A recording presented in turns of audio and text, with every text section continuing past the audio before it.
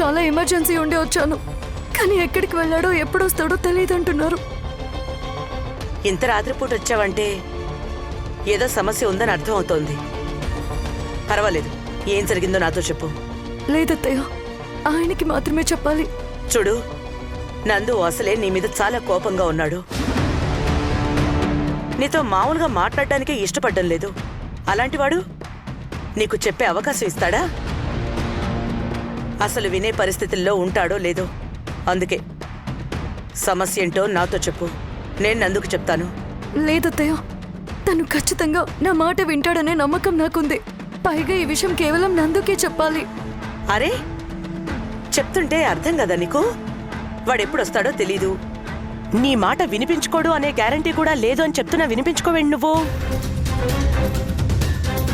సమస్య ఏదో నాతో చెప్పమని చెప్తుంటే వాడితోనే చెప్తాను అంటావేంటి అర్థం లేకుండా?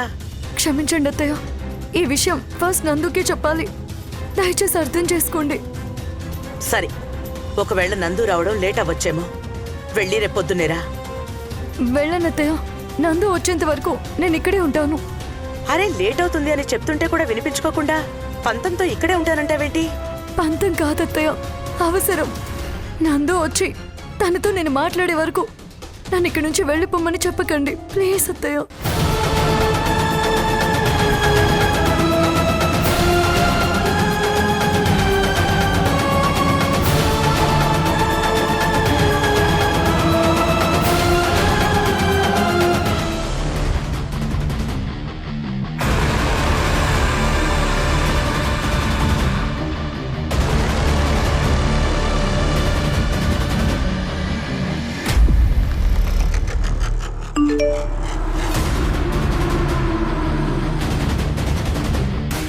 మేఘనా, నీకు కొన్ని నిజాలు తెలియాలి.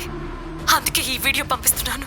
ఓ ఇద్దరు వ్యక్తులు నన్ను కలిసి ఆరోహి గురించి కొన్ని నిజాలు చెప్తానన్నారని నీకు చెప్పాను కదా. ఆ తల్లి కూతుర్లు నన్ను కలిశారు. ఆరోహి గురించి మనకి తెలియని, మనం ఊహించని భయంకరమైన నిజాలు చెప్పారు. ఆ నిజాల్ని వీడియో రికార్డ్ చేశాను. ఆరోహి ఎవరంటే, ఆ రోజు హోటల్లో నువ్వు స్ట్రింగ్ ఆపరేషన్ చేశావు కదా, అతని కూతురు.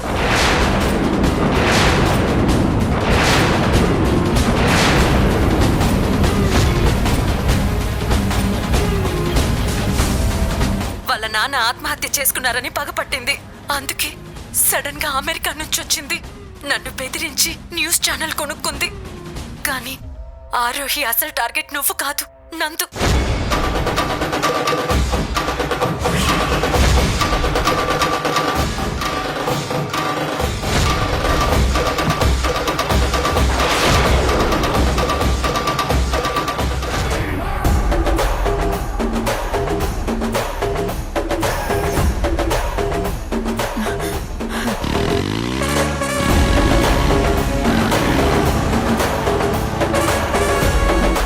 మేడం, ఏదో బండొస్తున్న సౌండ్ వస్తుంది.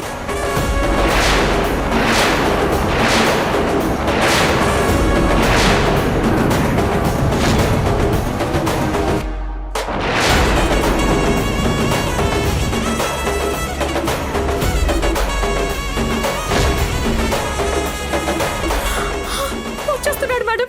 అమ్మాయి వచ్చేస్తున్నాడు మేడం, వచ్చేస్తున్నాడు. యమధర్మరాజు బైక్ ఎక్కొచ్చినట్టు నాతో మిమ్మల్ని చంపడానికే వస్తున్నాడు.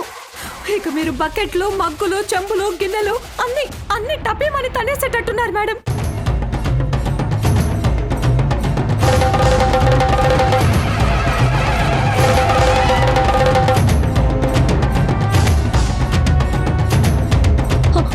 అయ్యో, వీడు వచ్చేస్తున్నాడు. ఏం చెయ్యాలి? చేయడానికి ఏం లేదు మేడం, చచ్చిపోవడమే.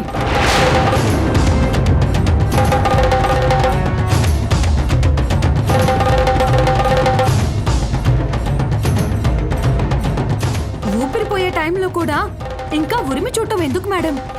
తేడా వస్తే ముందే పోతారు. బార్బీ, నేను వెళ్ళి రూమ్ లో ఉంటాను.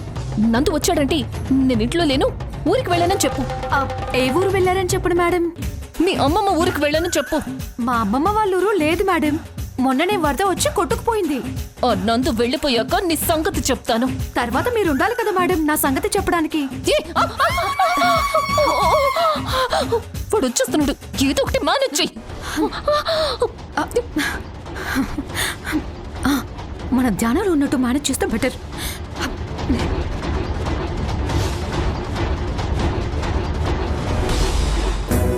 ఆరోహి ఆరోహి ఆరోహి ఆరోహి బార్బీ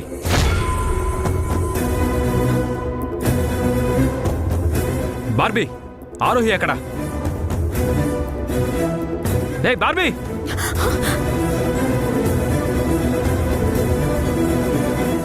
అడుగుతుండే సమాధానం చెప్పండి. ఆరోహి ఎక్కడ? పైన పైన ఉన్నారు. ఇది టెన్షన్తో నన్ను ఇరికించి చచ్చింది. సార్ సార్ సార్ సార్ పైన అంటే రూమ్ లో కాదు, ఫ్లైట్ లో ఉన్నారు. ఫ్లైటా? ఫ్లైట్ ఏంటి? అంటే ఏదో అర్జెంట్ వర్క్ ఉందని మేడం ఫ్లైట్ ఎక్కి ముంబై వెళ్ళారు. ముంబై ఎప్పుడొస్తుంది? రాసి పెట్టుంటే. రాసి పెట్టి ఉండడం ఏంటి? అంటే అదే సార్, ఎక్కడికి వెళ్ళినా వర్క్ అయిపోయిందని లెటర్ రాసి ఇవ్వగానే బయలుదేరతారు. నేను కాల్ చేస్తుంటే తను ఆన్సర్ చేయటం లేదు. ఒకసారి నీ ఫోన్ నుంచి ఆరోహికి కాల్ చేయి. నేను ఇమీడియట్ గా మాట్లాడాలి. అంటే మేడం మీటింగ్ లో ఉన్నారు ఇప్పుడు, అందుకే మీరే కాదు నేను ఫోన్ చేసినా లిఫ్ట్ చేయట్లేదు. సరే, ఒకవేళ ఆరోహి నీకు కాల్ చేస్తే చెప్పు, నిన్నటి నుంచి నేను తన కోసం వెతుకుతున్నానని. నిన్నటి నుంచి వెతుకుతున్నారా? ఎందుకు సార్? ఆరోహి సంగతేంటో తేల్చడానికి. సంగతి తేల్చడం ఏంటి సార్? ఏమైంది? ఆరోహి ఇలా చేస్తుందని నేను అస్సలు అనుకోలేదు. అరే, ఇంత మోసం చేస్తుందని అస్సలు ఊహించలేదు.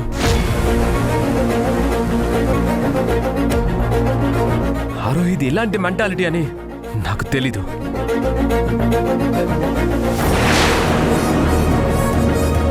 తన మీద కోపం నాకు మామూలుగా రావట్లేదు.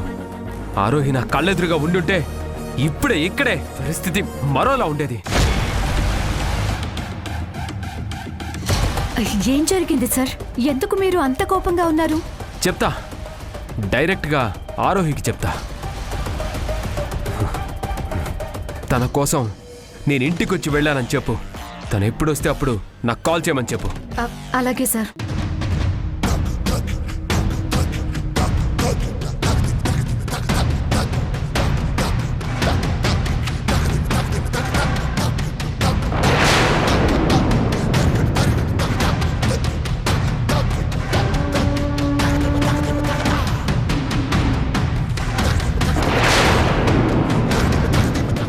ఇంత కోపంతో రగిలిపోతూ నన్ను వెతుక్కుంటూ వచ్చాడంటే మేఘన ఖచ్చితంగా జరిగినవన్నీ చెప్పేసుంటుంది.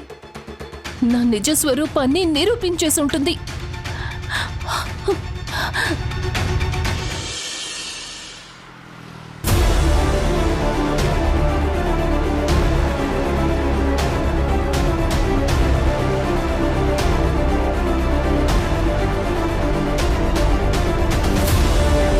తప్పు చేసావు వదినా. ఆ ఆరోహిని ప్రాణాలతో వదిలేసి నువ్వు చాలా పెద్ద తప్పు చేసావు.